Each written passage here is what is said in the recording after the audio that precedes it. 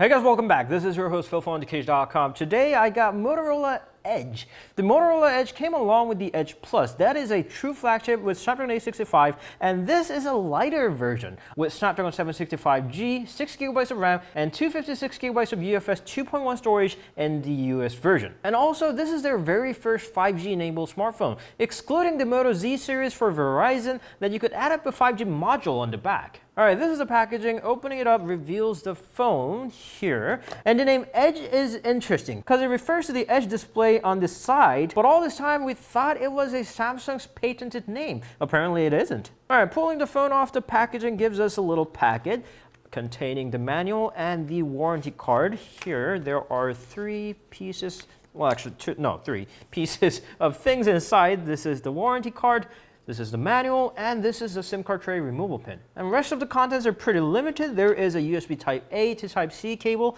that you can connect into the power brick right here, called the Motorola Turbo Power. This is an 18 watts of charger, which is as much as the phone can accept. And lastly, don't forget the packet in the top of the packaging. Just like the Samsung Galaxies, they included a free case here on the top half. This is a little Jello case, nothing spectacular, but it's always good to have a protection from the day one.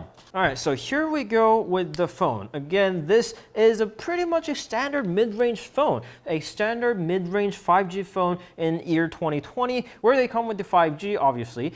48 or 64 megapixels of high-resolution camera, Snapdragon 765G, and UFS 2.1 storage, along with around 4,000 to 4,500 milliamps of battery built in. The Motorola Edge has just that, along with a few interesting things. We'll start off with this Edge display. This is getting popular among the Chinese manufacturers. They call it the Waterfall display as well. Just like the Waterfall, they're bent pretty aggressively, almost to the 90 degrees. And to showcase that, they wisely chose the live wallpaper of a wave breaking into the shore. On the left and right hand side of the screen, you can see that they extend very far more than the competing Edge-enabled displays. Alright, here's a good example, LG Velvet. It does have the Edge display, but it's got a softer angle and it ends way before the end of the actual frame. It goes the same with the Galaxy Note 20 Ultra. Here you have the Edge display, but the curvatures at the end are pretty short. They end before they meet the frame, while this Motorola extends it to the fullest. Before we get into the more details, let's start with a quick overview. Here's a 6.7 inches of Full HD Plus AMOLED panel, also a 90 Hz of refresh rate. There's a little punch hole camera on the left hand side corner. The receiver on top that also works as a part of a dual stereo speaker system. On the right hand side is a power key with the volume rocker. Nothing on the left hand side. On top there's a secondary microphone with the SIM card tray. On the bottom is a 3.5mm headphone jack, USB-C port, microphone, and the speaker.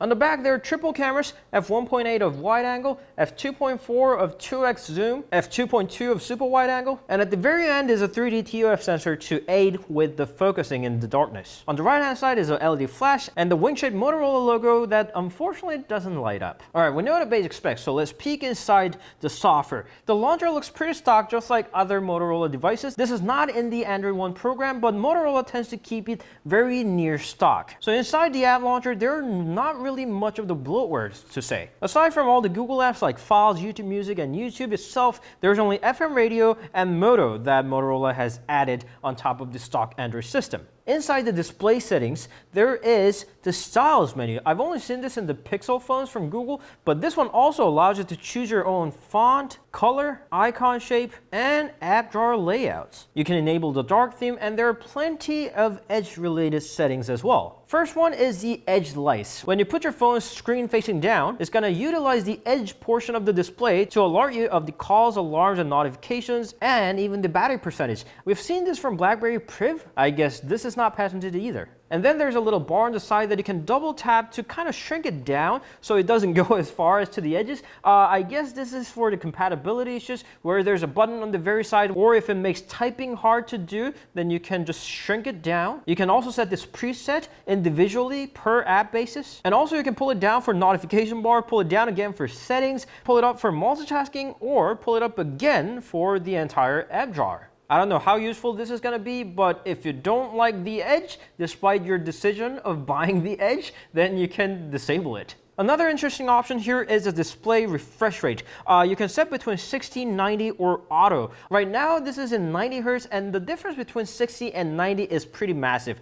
Of course, there's 120 Hz displays and up to 144, but even the 90 Hz just shows. This is so different from the 60 Hz, you can just scroll around to see the differences. And of course, there are usual Motorola goodies like chop chop for flashlight, or you can just twist to launch the camera. Alright, since we already launched the camera, let's take a look at it. The interface looks like this. This is not very intuitive, but at least it doesn't look like an iPhone's. So here, you can switch between the camera or video, and there are more modes including portrait cutout, macro, and ultra-res that allows to utilize that full 64 megapixels instead of pixel binning it to 16 megapixels. Here on the viewfinder, there is a 1x, 2x, this is optical, or you can go to 0.5x. This is currently in auto, but you can go manual and change your focusing, white balance, timer, ISO, and exposure. You can export it in JPEG, RAW, or RAW and JPEG. The rear camera supports up to 4K UHD, and the front-facing camera supports up to full HD resolution. Switching to the front-facing camera shows this little animation around the camera ring, and it's gonna stay there, unlike the Samsung Galaxies where you get the glow around the ring and then it disappears. And by the way, since I already brought up the Note 20 Ultra, the punch hole size is also different. Just one tiny thing, it's not exactly in the center of the bigger hole surrounding it. It's somewhat tilted to the upper half. I don't know why they did it, but this is a weird lack of attention to detail. Other than that, the American model doesn't come with the dual SIM support, so you're only left with the single SIM,